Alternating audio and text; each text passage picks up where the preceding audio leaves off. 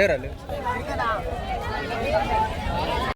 3 years maths physics chemistry ఎంపీసీతో పాటు మాకు engineering subject. మీరు బీటెక్ లో ఉండే 90% సిలబస్ అంటే మీరు డైరెక్ట్ సెకండ్ ఇయర్ కి వెళ్ళిపోతారు ఇంజనీరింగ్ లాటరల్ ఎంట్రీ ఈసెట్ అనే ఒక ఎగ్జామ్ రాసుకొని లాటరల్ ఎంట్రీ సెకండ్ ఇయర్ లోకి వెళ్ళిపోతాం. అట్లా మేము మా ఫ్యూచర్ ని బిల్డ్ చేసుకుంటాం.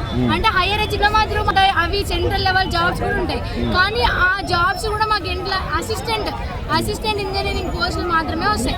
సో మేము ఇలాంటివి కాకుండా కొందరి థాట్స్ ఎట్లుంటాయి, ఇంకా హైయర్ ఎడ్యుకేషన్ పర్సూ చేయాలి అనే ఒక పాయింట్ ఆఫ్ వ్యూ ఇంజనీరింగ్ ఇక్కడ నుండే వెళ్తే. అంటే రేవంత్ రెడ్డి ఏమంటున్నారంటే ఇంజనీరింగ్ చదివిన వాళ్ళని క్రిమినల్ వేస్ట్, వాళ్ళకి కనీసము ఏమంటారు, వాళ్ళ నోటిఫికేషన్ వస్తే వాళ్ళ ఫామ్ వాళ్ళకి నింపుకోరు. అంటే మీరందరూ ఇంజనీరింగ్ చదివి వేస్ట్ అనే ఉద్దేశంలో ఉన్నట్టుగా తెలుస్తుంది. ఏం చెప్తారు? అయితే సరే అండి, సార్ చెప్పిన దాని ప్రకారంగానే మాట్లాడితే అంటే ఇంజనీరింగ్ చేసిన వాళ్ళు క్రిమినల్స్.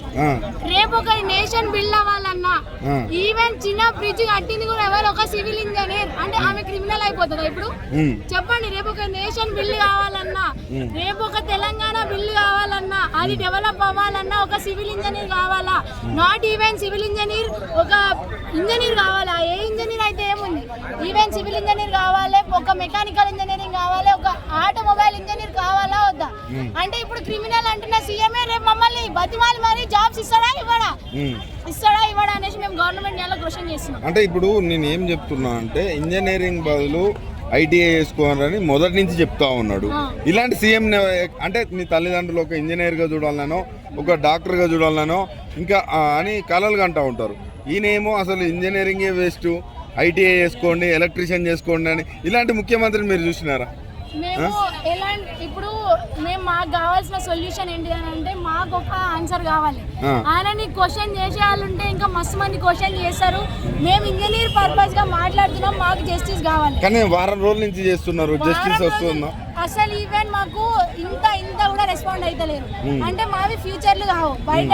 అంటే ఐటీఐ చదివే according to our CM ITI చదివే వాళ్ళకి ఫ్యూచర్ ఉంది, డిప్లొమా చదివే వాళ్ళకి ఫ్యూచర్ లేదంటున్నారా? అట్లా లేదంటే ఇప్పుడు ప్రతి ఒక్క స్ట్రక్చర్ కూడా ఎక్స్ప్లెయిన్ చేస్తాను నేను. మొత్తం మేము ఇక్కడ నుండి వెళ్తే మాకు ఎలాంటి జాబ్స్ ఉంటాయి, ఆఫ్టర్ మేము హైయర్ ఎడ్యుకేషన్ అయిన తర్వాత మాకు ఎలాంటి జాబ్స్ ఉంటాయి, ప్రతి ఒక్క రోడ్ మ్యాప్ ఇప్పుడు నేను చూపించి మరి ఎక్స్ప్లెయిన్ చేస్తా. దాని తర్వాత కూడా సీఎం ఇదే మాట అంటారా అనేది క్వశ్చన్ గవర్నమెంట్. అయితే మాకు తెలియకుండా జూన్ 16 రోజు 2026 రాత్రికి రాత్రి ఇలాంటివి ఇంప్లిమెంట్ చేయడం వల్ల ఒక డిప్లొమా స్టూడెంట్ ఏమైపోవాలి? మాకు ఇప్పటి వరకు తెలియదు ఒక స్కీమ్ ఉందనేసి. మాకు ఆగస్టు 15 తర్వాత తెలిసింది, నియర్లీ 40 డేస్ తర్వాత తెలిసింది. కాబట్టి మేము ఇప్పుడు ధర్నాలు చేస్తున్నాం, స్ట్రైక్లు చేస్తున్నాం, ప్రొటెస్ట్లు చేస్తున్నాం. అదే తెలియకుండా జీవో వేయాల్సిన అవసరం గవర్నమెంట్కి ఏముంది? అంటే విద్యార్థులకు తెలియకుండా ఇవ్వాల్సిన అవసరం గవర్నమెంట్కి ఏముందనంటే మెయింటెనెన్స్. ఆయనకి మెయింటెనెన్స్ చేసేంత లేదు కావచ్చు, అందుకే మమ్మల్ని ఇట్లా మెర్జీ చేశారు. యాక్చువల్గా ఏదైతే స్కిల్ యూనివర్సిటీ ఏదైతే ఉందో అది ఒక ప్రైవేట్ సెక్టార్ కింద ఉంది. మేము ఇప్పుడు మీకు ప్రూఫ్ తో సహా చూపిస్తాం, అది ఒక ప్రైవేట్ సెక్టార్ కింద ఉంది. మరి అలాంటప్పుడు మమ్మల్ని ఏమంటున్నారు? ఇండైరెక్ట్ గా ఎడ్యుకేటెడ్ లేబర్స్ అని అంటున్నారు. అది ఎంతవరకు కరెక్ట్? డిప్లొమాలో 90% ఇంజనీరింగ్ చేసిన స్టూడెంట్ ని ఎడ్యుకేటెడ్ లేబర్స్ అనడం కరెక్టా?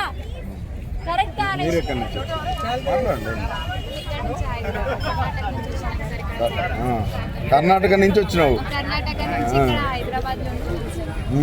ఏంది ఈ పరిస్థితులు ఏంది? మీకు శక్తి స్కీమ్ ఏంది?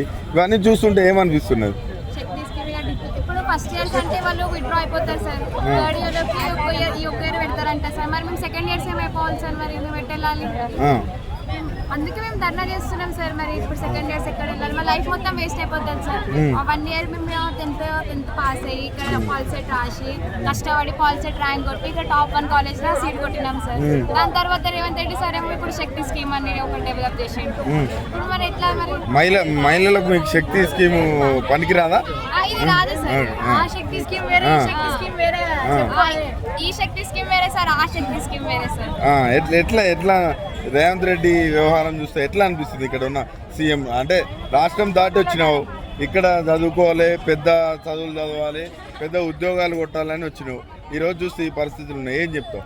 మా పేరెంట్స్కి ఏం సమాధానం చెప్పాలని ఉంది సార్ ఇప్పుడు. అంతేనా? మా పేరెంట్స్ మంచి ఆశలతో మా పాప సివిల్ ఇంజనీర్ అవుతుంది ఇది అని ఆశలతో మాకు టాప్ 1 కాలేజ్లో పంపించారు సార్.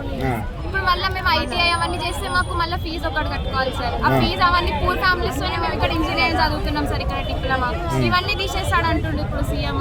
మేమేం చేయాలి ఇప్పుడు? అంటే అంటే మీరు ఇంత ఎంట్రన్స్ రాయాల్సిన అవసరం ఉంటుందా? ఐటీఐ చేయాలంటే ఇంత పెద్ద ఎంట్రన్స్ కానీ ఇట్లాంటి ఫీజు కట్టుకోవాలి సార్. ప్రైవేట్ కాలేజెస్కి వెళ్ళాలి సార్. ఇప్పుడు మేము గవర్నమెంట్ ఇప్పుడు ఏం ఉండదంట ఇక్కడ. అంటే మళ్ళీ మీ చదువు ఆ చదువు ఒకటేనా? ఐటీఐ మీ కంపారిజన్ చేయడం ఎంతవరకు కరెక్ట్? మాది ఐటీఐలతో మేము ఈక్వల్లే కాదు సార్. ఇంటర్ వాళ్ళకన్నా ఐటీఐలతో కంపేర్ చేస్తే మేము డిప్లొమాలకు టెక్నికల్ చాలా ఉంటుంది సార్. మాకు వాళ్ళతో కంపేర్ చేయలేము సార్. మేము వాళ్ళతో ఎవరు ఏ సీఎం అయినా మిమ్మల్ని ఇంజనీర్ చేయాలి, డాక్టర్లు చేయాలని చూడాలి, కానీ కూలీలు చేయాలని చూడడం ఎంత లేబర్ చేస్తాడు అనుకున్నాను సార్ మా సీఎం. ఓకే, మీ సీఎం మిమ్మల్ని లేబర్ లేదు సార్. ఇట్లాంటి సీఎం చూసినాం ఇక్కడ? చూసినా రేవంత్ రెడ్డి సార్ చూసినాం. రేవంత్ రెడ్డి ఇంకెవరు చూడలేదు. ఇక ఇంకెవరిని చూడలేదు సార్. మేము రేవంత్ రెడ్డి సార్ చూసినాం. లేబర్ లెక్క పని చేస్తాడంట సార్. స్టూడెంట్స్ లేబర్ లెక్క పని చేస్తారంటే ఇలాంటి సీఎం ఎక్కడ చూడలేదు మేము. మరి రేవంత్ రెడ్డి సార్ చూసినాం. నెక్స్ట్ ఫ్యూచర్ లో అయినా చూద్దాం అనుకుంటున్నారు ఇలాంటి? మేము అస్సలు చూడం సార్. నెక్స్ట్ 18 years వస్తే మాకు కూడా రైట్ వస్తుంది ఓట్ చేయడానికి. అప్పుడు చూస్తాం ఈ సీఎం రేవంత్ రెడ్డి సార్ ఎట్లా వస్తాడో.